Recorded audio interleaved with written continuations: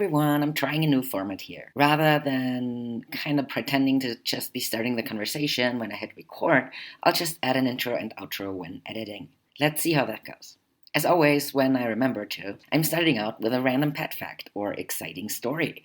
It's most definitely exciting story time today. I bred Game, and last week she got an ultrasound to confirm. I didn't want to celebrate too early because I've tried unsuccessfully before, but now we are ready to celebrate. I'm editing this podcast in February, but by the time it comes out in March, there will only be one more week to go until her due date. Alright, on to this week's episode. I'm sharing my conversation with my wonderful colleague Sue Alexander. If you don't know Sue, make sure to check out dogsinthepark.ca and Sue's new big thing, a course for current and future professional dog trainers at thedogtrainerscrucible.ca. I'll put a link in the scribbles from the edge of the universe. By the time this episode airs, you'll still have a few days to join the April cohort of the new year-long master course, An Introduction to Professional Dog Training.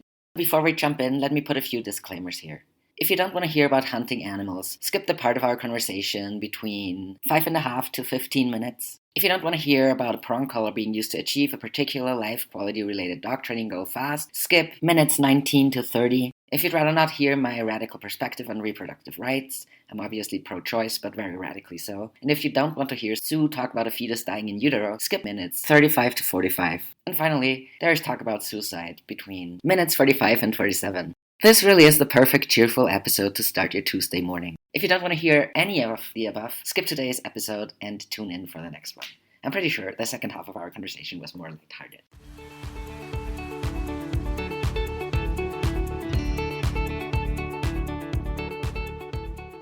I'm Sue Alexander. I live in Guelph, Ontario in Canada, and I own and operate Dogs in the Park with my husband, John. And John and I live on about 3 acres in Ontario, and we're semi-rural. I'm looking out my window now, and I can look at my maple trees, which I have tapped, and I'm making some maple syrup. I've got a bird feeder out my window here, and so I've got regulars to my feeder that I get to know. And then I have my canine working partner is Hawkeye. And I call him my canine working partner because he works for me and works with me, and we do things together. We do a lot of competition. He's recovering from something called osteochondritis dissecans in his knee, and he had knee surgery on both knees last summer, so we're doing a lot of rehab, trying to get him ready to compete in obedience. We had to give up our dream of doing protection work because his knees just won't do it. And then my husband has a canine working partner named Goose. They're actually half brother and sister, so they're both German Shepherds, and they're both sable. And they look a lot alike, and sometimes in the dark we can't tell which one is which. But Goose is his dog. She's 4 years old, and they compete in rally and obedience and agility. So we do a wide variety of sports. I also do scent detection and nose work, and I'm looking at competing in tracking because he's a very talented tracking dog. I also have an equine working partner. That's my horse, Kalis. Kalis and I studied dressage together, sometimes better and sometimes worse. I'm very attracted to the idea of riding around in a top hat and tails, but I'm not that good. I'm not ready for a shad belly yet. Let's see, what else am I passionate about? I'm passionate about traveling, which is something you and I have in common. And I'm passionate about traveling through the wilderness. I'm a wilderness solo canoeist. I am also a hunter and a fisherman, and I do a lot of wild harvesting. So I harvest both plants and animals, and that's how I feed my family. And pronouns, I like she, her, Mrs., and sir. So if you're going to call me something formal, you'd call me Mrs. Alexander.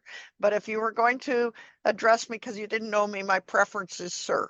And that comes from being a hunter. And I'm tall, I'm 5'9", and I'm big. I'm currently overweight, but when this happened, I wasn't. I was actually much less heavy, but I'm a very big boned person. I have very, very broad shoulders and a lot of muscle on me from doing farm work all my life. And I was standing at the ammunition counter with my back to the public, and I was waiting for the clerk to come to sell me some ammunition. And in Canada, buying ammunition, it's not like in the States where you can order it online and get it through the mail. You have to actually present a card that says you've taken a course and so on. So I was standing there and waiting to buy ammunition. And the clerk came up behind me and said, "How can I help you, sir?"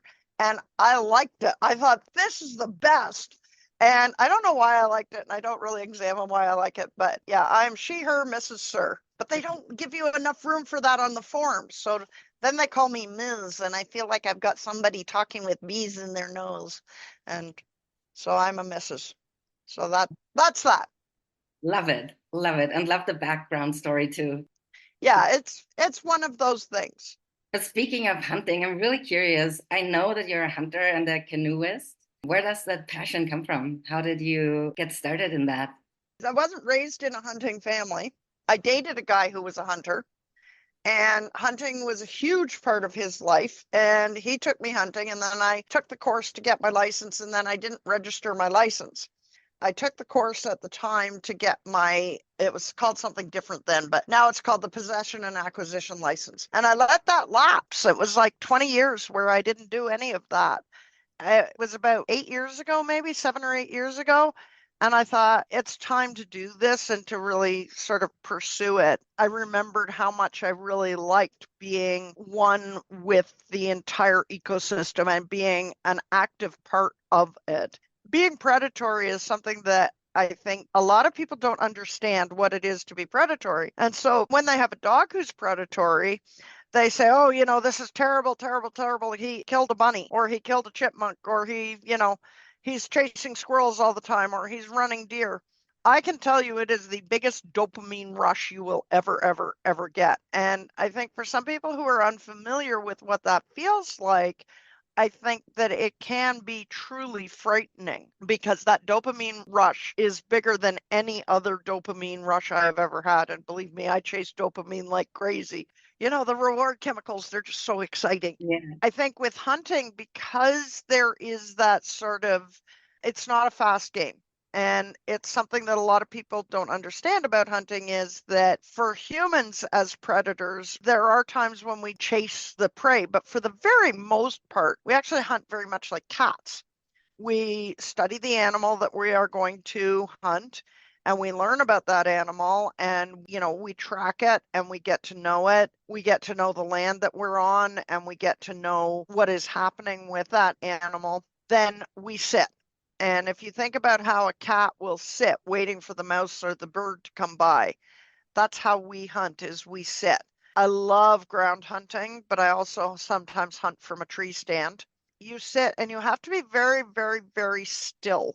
So there is that waiting period. And I've hunted sometimes where I'll sit for 11 or 12 hours and never see my target prey. But it means that you have to sit and you have to maintain awareness for that whole time.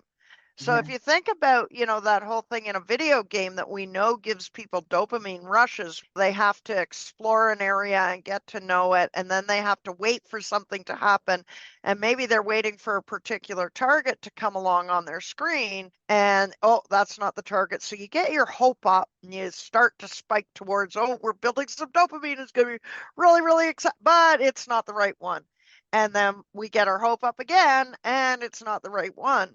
What happens is in that time, it can be painfully, painfully tedious. I Mhm. don't want to say boring, but it can be very tedious because you end up spending long, long periods of time where you have to be aware of your environment. One of the things that I learned from hunting is that birds have pathways. You know how if you're walking through the woods, you'll see a path where an animal has gone by? Yeah. A lot of us don't realize, but birds have pathways too. The thing is they're aerial pathways, which means you can see where there have been clearings made in the bush. And if you can watch an edge where birds go in, you're going to notice, hey, look at, they all go in the same way Yeah. and they all come out the same way. And it's really interesting because often the in and the out are not the same door. But Oh, if you then go sit in the bush so that you're on the other side and you're watching them come in, you're going to notice that they always fly the same pathway. And it makes sense if you think about it that they would, because of course, when you've got them moving through the air at speed with obstacles, it's not random. They go the same way. They learn how to do it. And so just like when you watch, say, a rabbit going down a path and there's that clearing through the grass, it's not very big and it may not be very apparent unless you actually lie down and watch it for a long period of time. The birds are going along their pathway and they do it at great speed. They're doing it at incredible speed and they don't get knocked around. And it's not random because they've gone through that pathway before and they know those pathways. So when I hunt from a tree, it can be really, really interesting because I can watch those pathways and I can learn where they are. And so now I know where the birds are as well. But I get to see really, really cool things that most people don't pay attention to. I have, for instance, seen spiders ballooning. They shoot silk out and then the air picks up the silk. And when it's long enough and strong enough, it carries the spider. And that's one of the ways that spiders travel from one place to another. I've seen flights of spiders where I'll see like 200 or 300 of them all flying all at the same time. Yeah. And when it's early in the morning and it's just, the sun is coming up and there's dew on things, I can see the spider webs and then I'll start seeing them shoot their silk out and start jumping and flying. And that is so incredible. And you don't see that unless you actually put in the time and spend time sitting doing nothing. I've had mink who have walked right underneath me. I had 4 raccoons one day walk over my legs. I was sitting with my legs straight out, and I had 4 young raccoons walk over my legs and then climb up the tree and scream at me for being there. And I think one of the things that people miss about hunting is that they focus on the 1/3 of 1 second where the hunter pulls the trigger. I've kept stats on myself for years. I am bang on average. I am successful about 25 to 30% of the time. That is totally normal for our species. We're very typical in terms of how we hunt. We're very similar to lions. Lions are 18 to 30% of the time they're going to be successful. And what I mean by successful is that I have seen the animal and either I took the shot and missed, or I chose not to take the shot because it wasn't a safe shot. When I do take the shot, I would say that probably about 75% of the time I am successful. When I miss, my arrow may have hit a branch and got deflected.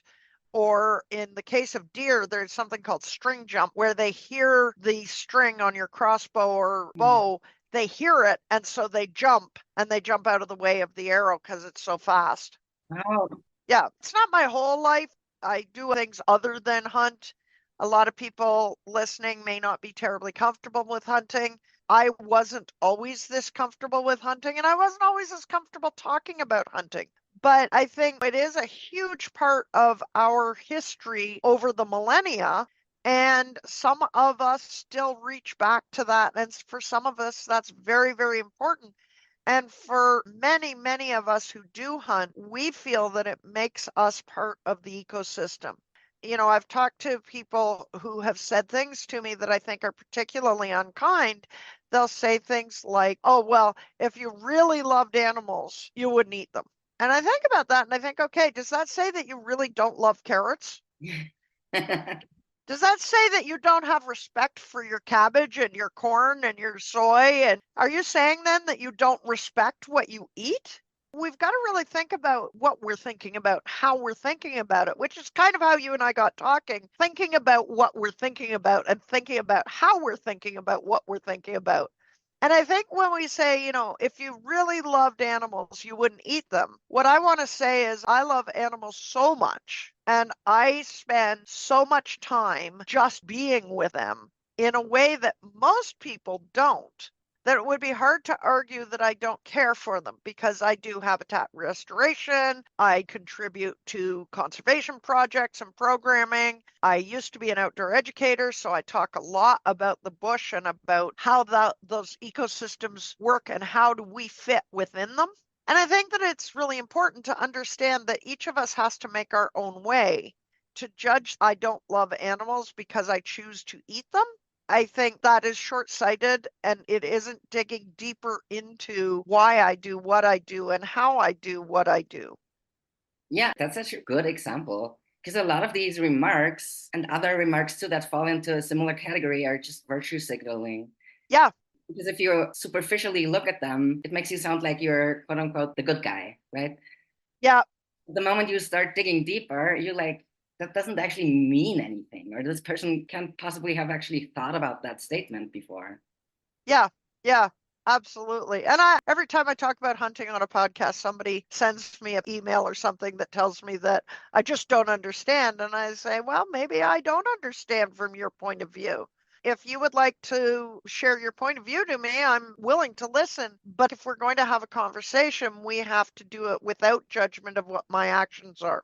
I don't ever see myself giving up meat unless there was a medical reason to do so, because it's a huge part. And if I gave up meat, I don't know that I would necessarily give up hunting.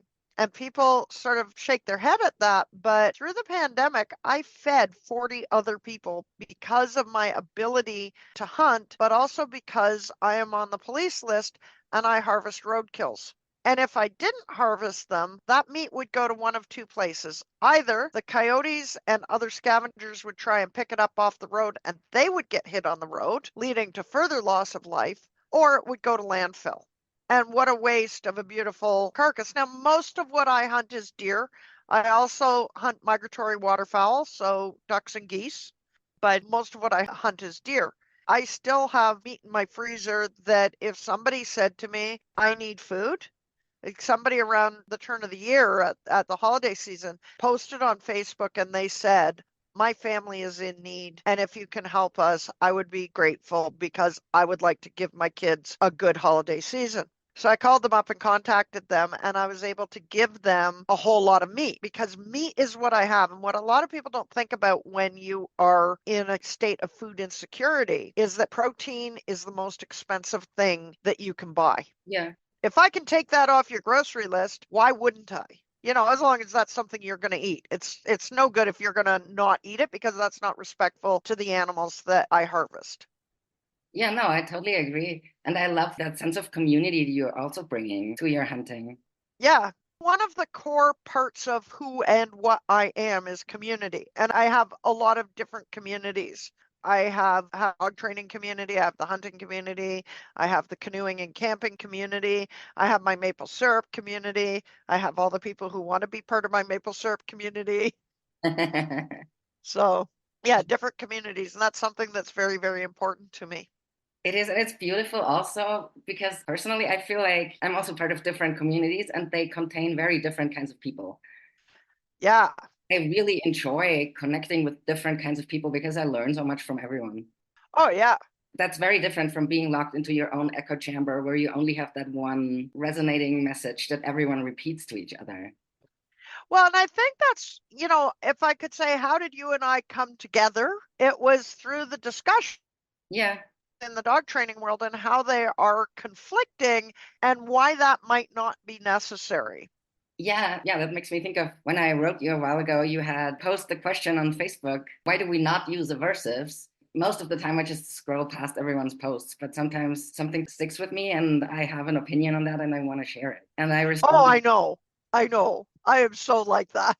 That was an interesting thread because my question was, why do we avoid the use of aversives? In part, I was talking about the research community, and in part, I was talking about the dog training community. People often start from the point of, we must avoid aversives. Well, why? Why must we avoid aversives? There are a lot of issues around that, and I don't think that most people consider those issues in a thoughtful way. They just say, well, I don't want to cause harm. Okay, that's laudable. Why don't you want to cause harm? How come? Yeah. I don't remember what your response was to that, but there were some really interesting responses on that thread. I think my response was, I don't remember exactly either, but something along the lines of because we don't want to be seen as bad people. And we assume that when we jump to that statement, I don't use aversives, we signal to others that we are good people. It's not even about the animal or the human being or whoever it is that would be using aversives towards. It's about us and how we want to be seen by others, how we want to be perceived. Well, and I think back to many, many years ago in the late 90s, I was a radical R plus. I was never going to use an aversive. I was going to be a good dog trainer. I wasn't just going to be a dog trainer. I was going to be one of the good ones. Good, not in the sense of being capable or effective or whatever. And I had a young German Shepherd. His name was Crow. And Crow was not the most confident dog in the world, and he'd had some challenges growing up. He grew up on a cattle farm, So the only flooring he knew was barn flooring and cement flooring or gravel or grass. So he had some real challenges to overcome. He was pretty sure linoleum was going to eat him. Hmm. So, he had all of these challenges in his life. And one of the challenges was at 7 months of age, he was not leash trained. So he did not know how to walk on a leash. And I thought, this is great. I'm going to have a dog that I can start out and I'm going to start him right and I'm going to do it right and it's going to be perfect and I'm never going to use an aversive. I was also struggling at the time with an injury to my rhomboid muscle, which is a muscle in your shoulder, and I had a bruised brachiocephalic nerve, which is the big nerve that goes from your neck down to your fingers. And so what that meant was anytime that a dog pulled me on leash, I re-injured. And I Oh. couldn't feel anything with my left hand. I had pins and needles and there was nothing else. Every morning I used to walk John down to the train station and we'd take the two dogs. He would walk his dog Bear and I would walk my dog Crow. We'd walk down to the train station and every day was a fight. Every day was frustration. Every day I had pull to the end of the leash and stop and wait for the dog. And it made a 10-minute walk into a 25 or 30-minute walk. He was frustrated. I was frustrated. And it was not what had been promised. At the time, the promise was if you're a clicker trainer, everything is going to be sweetness and light and butterflies and flowers, and you're going to all get along and you're going to be a good person too. By golly, you'll be good. Anyways, I worked with Crow outside of those walks. I worked with Crow on those walks. I worked with Crow all over the place. By the time he was about 10 or 11 months old, this was an entrenched behavior. I am not going to give you a loose leash. I am going to pull. There were too many competing reinforcers. We lived in town, so it wasn't like I could isolate him from his reinforcers. He loved hunting squirrels, and we lived in a neighborhood with big, beautiful maple trees Cool. full of squirrels. Every day I was competing against that. He was very friendly with other dogs. So what happened was he would pull to try and get to those things, and it didn't matter what I had in my pocket. I could have liver in my pocket. I could have a tug toy. He didn't care because the world was so overwhelming to him because he had grown up in such an isolated situation. Yeah. Anyways, I probably wouldn't choose the solution that fixed it in the end now, but I probably would never take that dog on either because I would know now that taking a dog with that many issues is going to mean I am not going to fit him into my life easily. Yeah. And we can talk about that in a minute. But what happened was one day it was 6:30 in the morning. We're in a rush to get John to the train and I put his leash on and he pulled me and he really hurt me. I could feel the nerve get re-damaged, and it was like having an electric shock down my hand. Oh. There was a prong collar hanging on the wall in the kennel room, and I thought, that's it, I'm done. And I put a prong collar on him. I think I gave him 3 or 4 corrections on the way. And yes, corrections are positive punishment. Let's not pretend that they're not. Every day for a week, I would give him between 1 and 3 corrections on a walk. And then he walked perfectly on leash for the rest of his life. Even without a prong collar. Even without a prong collar. And I look at this and I think, I beat my head against the wall for months with that. I injured myself. He was anxious and frustrated. I was anxious and frustrated. And when that one day came and I said, don't do that anymore, he went, oh, okay. And that was the end of it. Now, I am a good trainer. I know what I'm doing. Even though I was angry and frustrated and reached for that tool without the forethought that I would put into it now, when he was giving me a loose leash, he got a lot of rewards. If he leapt to the end of the leash, he gave himself a correction. He came back. He immediately got reinforced for the correct behavior, and it was a hot stove situation. When I'm talking about aversives, I always use the discussion of a hot stove. If I touch a hot stove, I'm going to get burnt. I work around hot stoves all the time. I have a wood stove that heats my house. I burn myself once a year, every year, because I'm careless. I put in the wood. I touch some of the hot metal. I get a burn.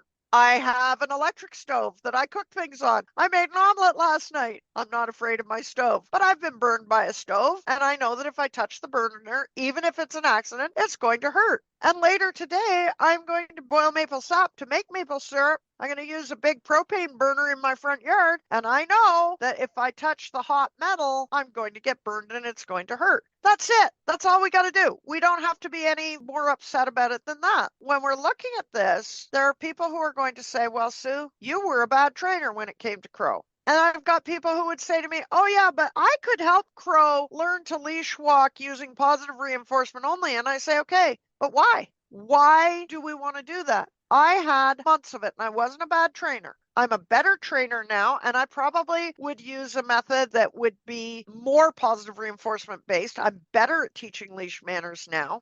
But why? I solved that problem in the moment immediately, and we immediately got the relief of a relaxed walk together. Yeah, and you both got that relief, because sometimes the excuse is, well, you are only thinking about yourself, but your dog was also stressed. Absolutely. Not knowing that actually jumping to the end of the leash was something you didn't want, and that he could get from place A to place B much faster if only he didn't pull. Right. He just did not get it in the initial months. And if he hadn't been, like there's always so many elements that go into that, but you describe him. Yeah. If I'd had him as a puppy, maybe I wouldn't have needed to go to that place. Or if he wasn't anxious about the big environment that was so different from where he had grown up, then also positive reinforcement would have worked much faster, probably. It just wasn't an ideal environment for him to begin with. The environment did not set him up for success. Exactly. And I think one of the things that people often forget is if you are measuring the rest of the world by your suburban house with a backyard, raising a genetically stable individual in a highly controlled environment, and you are a control nerd the way that most trainers are, then absolutely you can. But my clients aren't like that. Yeah, or also like it's always the assumption that you have a car. Well, not everyone has a car. Not everyone can take their dog in a car to a place where there are no stimuli that might frighten or excite the dog. I could have chosen not to walk my dog to the train station, but I lived in a suburban neighborhood. I couldn't even take him out to get in my car on the driveway without him being triggered by things in his environment. So I look at it and I think for a week of 3 corrections a day, there were never more than 3. For a week of that, I got a lifetime of a dog who walked nicely for me. And within 6 months, I was walking him on a flat buckle collar. I didn't need a head halter anymore. I didn't use a front attachment harness anymore. I didn't use the prong collar anymore. Were there stray corrections here and there through that period of time between that week where I was giving him corrections? Sure, absolutely. He made mistakes, but he didn't make them often because it's like my wood stove. Yeah. I make a mistake once or maybe twice a year, and I'll touch the door with my wrist. It's always my wrist. It's always my left hand. And it's always a mistake. He made mistakes, sure. And did he make mistakes through the rest of his life from time to time? But they were never the kind of, I'm going to injure you type of pulling on leash. And he didn't drag me places anymore. And could I have chosen not to walk my husband to the train station? Sure. That's not real friendly in a relationship. Yeah, I mean, in the end, I feel like what you said a little earlier, you said today you probably wouldn't take on that dog in the first place because it is hard to make him fit into your life. I think that's also true. For example, I live in Mexico City. Would I take on a highly reactive dog who can't handle the city? No, of course not. But sometimes we're in the situation that we're in and we work with what we've got. And that's not always ideal. Once you have a lot of experience, you're probably in a better place to choose the dog you're going to spend your life with wisely. But many of our clients are not. They just find themselves in that situation. It's not their fault. They just didn't foresee it. And they're not ready to give up the dog and rehome the dog to the life on the farm where the dog would be happy, which may or may not exist. They just want to get to that go behavior, and they may have a 9-to-5 job that doesn't permit them the amount of training time that you and I probably have available. Exactly. And they may not be that dog geek. They just want a nice companion and not a problem that will take them half a year or a year to solve. And I feel like that's perfectly reasonable to want as a human. I agree with you. There's a lot to be said for a lot of the things that are being taught out there. But one of the things that I see is people forget to ask the dog how it tastes to them. And when I think about Crow, I think if I said to him, Crow, it's going to be a little bit painful, but I'm going to teach you exactly what I want from day one. Or I can take a year and a half, because that's what it would have probably taken me with that dog. Even now, it would probably take me 6 to 8 months. And I am going to only take you out to walk off leash in farmland that takes me 20 minutes to drive to. So that's 40 minutes of gas there and back. I am only going to use R Plus in our living room and then in the kitchen and then in the porch and then on the driveway. I could take a year and a half to do that, but it's going to be frustrating. If I said to Crow, do you want a week of learning not to burn your paws on the stove, or do you want a year and a half and we'll slowly go? My belief is he would say, let's get it over with and let's get on with life. I think he had a good life. I really did. But I think that a big part of having a good life in that environment was having good leash manners, and doing it in a way that's expedient to me was important. Especially because you were injured, yeah. Yeah.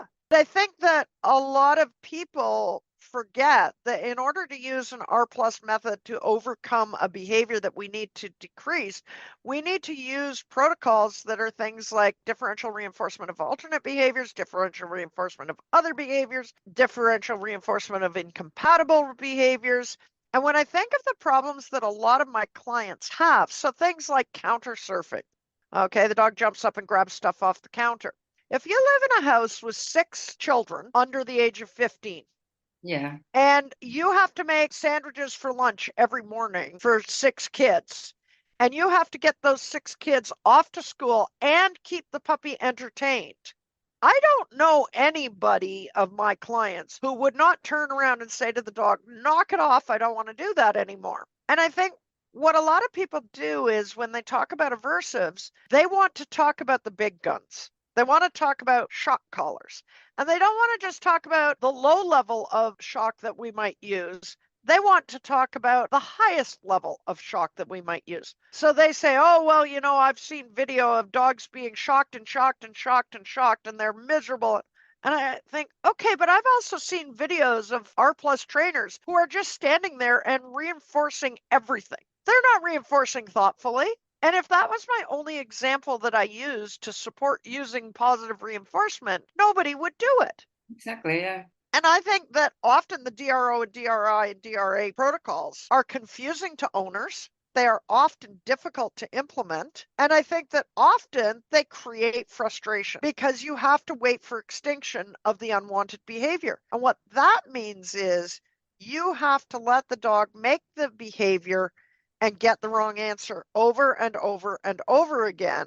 And that's frustrating. Why not just say knock it off and say to the puppy who jumps up on the counter while you're making sandwiches, oh, that's too bad, I'm so sorry, and put them in their crate, Yeah. which is what I do. And I've had a lot of people say to me, oh, I don't use negative punishment. And I look at them and I'm like, why? Well, I don't use punishment. Why? Yeah. Why don't you use punishment? It's faster, done properly, it's easy to teach. Done properly, it gets results quickly, and done properly, it is fairly low stress. Yeah, and it may be lower stress than extinction. Absolutely. Yeah, I agree with you. This morning, actually, I thought I would call myself a pragmatic trainer at this point. Oh my gosh, I love that. Yeah. We need a pragmatic certification, right? For example, I myself, I'm geeky in the absence of injuries or the thing causing me pain. I enjoy coming up with super complicated, complex training plans for my own dogs and then implementing them over months and seeing how that works. Oh, yeah. Also keeping their frustration low. But in that case, it's not my goal to get to the end behavior as fast as possible. It feels like I'm playing chess with my dog, for example, sometimes. Oh, yeah. That is really fun for me, and it's fun for the dog, and I don't have a timeline, and their life quality is not being limited by that. Great, that's my favorite way of teaching and training. I'm working on a 10 chain of behaviors right now. And what I want to do is I want to create a Rube Goldberg machine for the dog so that he puts something in something and it makes something else happen. And then he does something else and it makes something happen. And what I want to do is I want to end it with he puts 2 paws on a platform, reaches up and grabs a pull chain and it drops treats down for him. Oh, I love it. I've got a friend who's going to build it for me. Oh, cool. Yeah, geeky people like you and me, we are going to be working on things like what's the intrinsic motivation for this? Yeah. My clients don't care what the intrinsic motivation is. They care that their dog is minding his manners. Yeah, exactly. It really depends on who you're working with. Who is the dog and who is the owner? I want to work with a method that the owner is comfortable with. And also, let me just say here, owner, I don't really like that term, but it is calling it what it is. We live in a capitalist world where animals are considered property. So I'm just calling it what it is. Yeah, legally, Yeah. I own my pet. Yeah. Absolutely. I own my dogs. I own my horse. I owned chickens for a while. I am their owner. Yeah, it's not that I like it, but as the pragmatic trainer, I love that pragmatism. He's my canine working partner. Yeah, I love that you said that because I have not found a good word for that. Canine working partner is great. I know. Okay, you and I need to be like the terminology nerds here. Yes. Okay, we're going to start like the group of CPTs, certified pragmatic trainers. You can be any species you want, and you can have a canine working partner or a feline working partner or an equine working partner to recognize the relationship. But when we're legally talking about them, yes, I am the owner. And Yeah. I think one of the things that we've got to think about that is if we are going to do away with the term ownership and we are going to say, okay, these animals have some rights in our society, then what we have to start looking at is philosophically, rights always come with equal responsibility. So what is the dog's responsibility to society within society? And until we can articulate what their responsibilities are, we can't give them rights. It's not that I don't want to. Yeah, I was thinking about that. Like yesterday, I heard on the news that Alabama said that fertilized human eggs Yes. have the same rights as human children. And I'm like, what? What is their responsibility to society? You want to give them rights, they got to have responsibilities. That was my immediate thought. You can only have rights if you also have responsibilities. Yeah. And of course, eggs can't have responsibilities. But then I thought, well, small children can't have responsibilities either. But also, you're not the owner of that small child either. It's not okay to like torture that small child, right? So here's what I think about that. The child has the responsibility as a knowledge keeper. Their responsibility to society as a young child is to learn the culture so that they can become a knowledge keeper. I've thought about that too, and that's what I've come to. The responsibility and the contribution to society is one of knowledge keeper. I like that, but you grow into that responsibility, right? If you're a baby, because I see, okay, this is gonna go way off topic here. Oh, let's go way off topic. Let's do it. Let's do it, Chrissy. Let's do it. Go for it. I feel like the moment the baby is born, it's not okay to just euthanize it. No, I agree with you. But that baby is not a knowledge keeper yet because that baby does not have the capacity to be that. That baby doesn't have any responsibilities really. I think they do have a responsibility in society. I mean, what are they providing to the family? What do they contribute to the family? Well, often what a baby contributes to the family is a focus for the adults to ensure that they do grow up. And what that does is that provides social cement. So although their responsibilities may not be active, like you and I have the responsibility not to run a red light when we're driving the car. We have responsibilities to society to protect the young. We have responsibilities to society to vote. Those are our responsibilities. And I really feel strongly that if we don't exercise our responsibilities, we don't get the rights that come along with them. I think when we're looking at a teeny tiny baby, we want to think about what actively do they do? What action do they take? But sometimes responsibilities are passive. We also have the responsibility not to cause harm. We don't have to actively every day go out and not cause harm. We just have to not cause harm. It's not an action, it's a lack of action. And I think that young babies have a role to help cement society and help cement relationships, help cement and bind families. And I think that's what they do. And we know that because biologically what happens, if your sister has a baby, you are going to go visit your sister. You might not otherwise go visit your sister, like she may be doing their own thing and, whatever. But But as soon as they have a baby, what do we all do? Oh, let's run over there and let's give them some resources of ours. And that social cement as a social animal, as a social organism, is really, really important. What do you get when you pick up the baby? Well, you get a whopping big dose of oxytocin. Yeah. Right? And oxytocin is that social cement. So I think babies have responsibilities that we may not be aware of or think of. And I think young children do that too. But I think also they are knowledge keepers. And their job at that age, 1 day, 2 days, 3 days, 5 days, a month, 2 months, 3 months, part of what they do is look at the number of families that have traditions around children. Okay, if you look at most Christian families, if they're practicing, they are going to have a baptism. And maybe the families are not practicing their faith except for that one time. So that helps to cement them to their spiritual connection. And they wouldn't do it if they didn't have that baby. That's true. The baby, they are the keeper of cultural expression. That's true. Yeah. If you're a Jewish baby, you're going to have a bris when you're 5 or 6 days old. Well, that tradition isn't going to happen unless there's a baby. And so I think they have an important role in society, and that confers the right to security, food. I don't want to say that all relationships are transactional, but when we start talking about rights and responsibilities, it becomes transactional. Yeah. So there's my 2 philosophical thoughts on that. Those are excellent thoughts. Thank you so much for sharing them. I'll be thinking about them some more. That makes a lot of sense since you just brought up transactionality. I want a world in which there is less of that, but we are also obviously currently not in that world. Why? That's another whole conversation, but let me just say something else about the babies, because I feel like I need to say that. I really like your explanation because that's a good point, that they are the social cement of our society, and that starts the day they are born. I feel like they don't have rights before they're born. I feel strongly about this.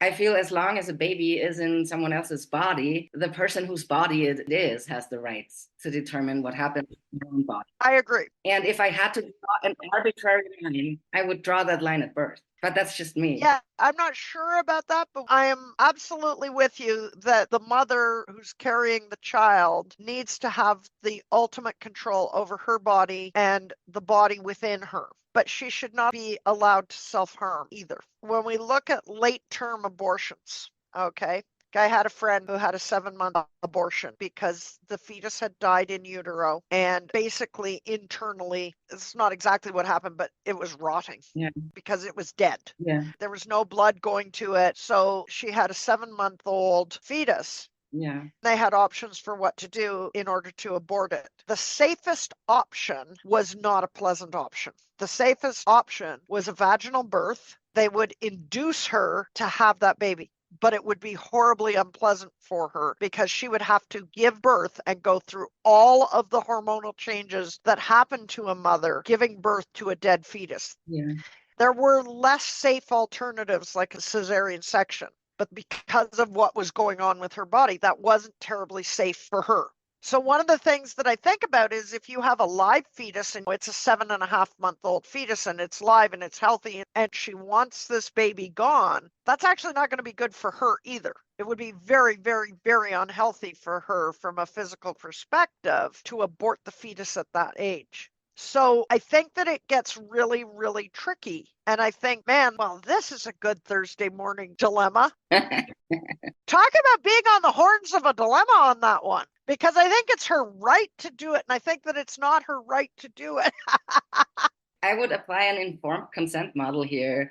I would say it's the responsibility of whoever is guiding her through that process, or them, whatever pronouns they use, may not be she, to inform the person having that fetus of the consequences of each path that could possibly be taken. Then the adult can give informed consent to whatever path they want to take.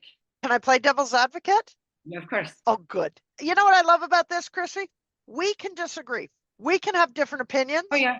We can have different experiences. This is what we need to do in our professional field, is we need to be able to have discussions like this that are really tricky because there's more to it than meets the eye. Yeah. And we can come out with different opinions on it, because my next point on this dilemma would be, what about the doctor who has to perform whatever the patient chooses? We can give her all the informed consent in the world, but most doctors are going to say, I am unwilling to do something that I think will cause you harm or harm to the baby that's growing within you. I refuse. Now, early term abortions, I think that's a lot clearer, because we can do that to the mom without putting her life at significant risk. But I will support a woman's right to choose, but I will also support the doctor's right to say, this isn't something that I am willing to do. And this is something that we talk about a lot in the behavioral euthanasia world. If a client says, my animal companion is so deeply and profoundly troubled that I am unwilling to keep going with this animal, and it's not in my mind ethical to place this animal. But if the veterinarian doesn't know you or your animal, and the veterinarian says, I am unwilling, I have to support that veterinarian, not because I think the veterinarian is right or wrong, but because the veterinarian has to live with themselves at night. And I think if I was a surgeon faced with a woman who wanted a very late term abortion, I probably wouldn't do it. I would probably say, for me, that is against my ethics. Yeah. I can't support you doing that. I feel like that is okay, as long as you then provide your patient with someone, like you refer them out. Why is that my responsibility, though? Isn't that part of the oath you swear? Or it should be. So what do you do with that if you're in remote northern Manitoba and you are the doctor? That's it. You're the only one. Yeah, that really is a dilemma. I would hope that someone who chooses to become a doctor, and of course that's not the case, but I would hope that most people who choose to become doctors do not have that ethical dilemma and would do whatever the patient would like to be done to their body or not be done to their body. In an ideal world, for me, they would serve the patient and their desires, just like if I was a waiter at a restaurant, I would serve you the plate you desire, even if I myself would rather not eat it. Yeah, that's an interesting one. Do you guys have medical assistance in dying in Mexico? I don't think so. See, we do in Canada. We're in some really interesting times right now. I participated in the survey that the government sent out that's related to medical assistance in dying for people with psychiatric illness. So if you have a psychiatric illness and it is highly resistant to treatment and your quality of life is incredibly, incredibly low, at the moment, you cannot get medical assistance in dying. You can apply, but you won't be approved for it, and a doctor will not euthanize you. And there are some interesting conversations going on right now in the geriatric world about medical assistance in dying for people with profound Alzheimer's, because some of these people, before it gets bad, are leaving direction that that's what they would like. Yes. But they can't give informed consent anymore because they've got either dementia or Alzheimer's. But they already gave informed consent. Yes, but how bad does it have to be before you act on the informed consent? That is a real dilemma. And what about mental illness? If you say, look, life isn't worth living anymore, I want out, I don't want to be here anymore, this is no good for me, is that good enough, or do we need more? I think it's good enough. I personally think about that because I may have, and it is not clear, a condition that may convert to neurodegenerative disease. Oh man, that's tough. Come to Canada and you can talk to a practitioner here. However, I know for myself when I want to take that out. And that out is definitely earlier than any country that allows medical assisted suicide would say this is the time. If it does converge, I will kill myself. I would much rather do it 5 years too early than 1 day too late when I can't do it anymore. I'm totally in respect of that, Chrissy, but I also know for many doctors that would be very, very difficult for them. Yeah, but they won't have to do it because I'm going to do it myself when I'm still able to. You'd better put a suicide trigger warning on this podcast. Well, let's hope that it is not for many, many years, because you are one of the people on the net that I really, really love talking to, and love having a coffee with you like this. This is fantastic because you are somebody that we can disagree, and we can probably disagree on some fairly profound things. Yeah. I think that it is important to have people to disagree with, and disagreeing thoughtfully and carefully. Yeah. It would be really easy to say, your values don't match mine, my values don't match yours. And the whole thing with, a late term abortion, I'm not sure I agree with you. In fact, no, I'm sure I don't agree with you. That's okay. I respect that. Yeah. Yeah. And having respect for one another is something that I think is a profound value for me. Yeah.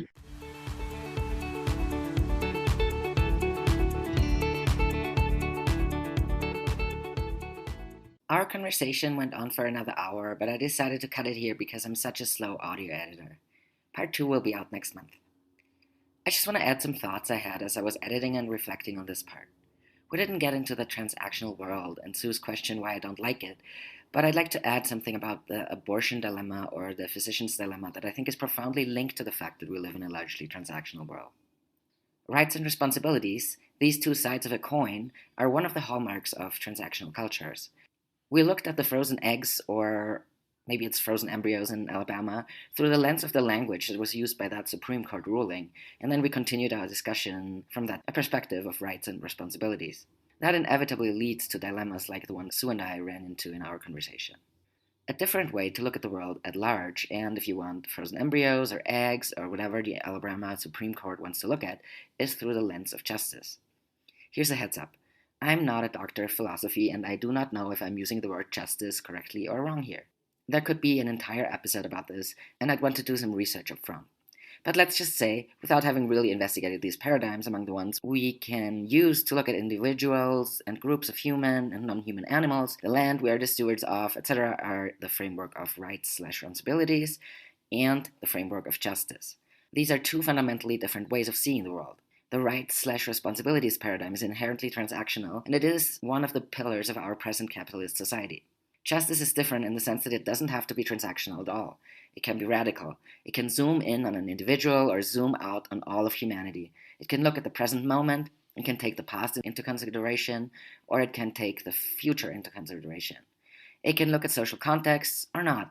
It is, to me anyways, by the definition I'm making up for it here, inherently not transactional. Thinking of things in terms of rights and responsibilities tends to strengthen the status quo. Most often, it's about giving a group, quote-unquote, the same rights that another group already has. For example, if we take gay marriage and fight for, quote-unquote, equal rights, and then we win that fight, we, as in the queer people, feel like we have won and made progress. But in fact, while we may have done that, we have also further contributed to the heteronormative culture and the social reproduction of the nuclear family, which is just on my mind because I talked to Emmy O'Brien last month's podcast. So basically, the existing society has hoovered up and mainstreamed gay rights and therefore disarmed them and turned them from a threat into an ally. I don't know if this happens every single time we talk about it or fight our fights from a rights/responsibilities angle, but I currently can't think of a single counterexample. Justice goes beyond rights and responsibilities and allows for much more nuance. Both for a study of one and a study of a people and entire ecosystems. Justice has different timelines that we can move and flex and bend and spiral, and it is a more powerful, and I might dare to argue if I had time to research this more, a more just concept. For example, a world where every child at the age of X years has the same responsibilities and the same rights is not a just world. A just world would be a world where every kid is supported in the way they need to be supported and gets to contribute in the way they are uniquely able, ready, and happy to contribute.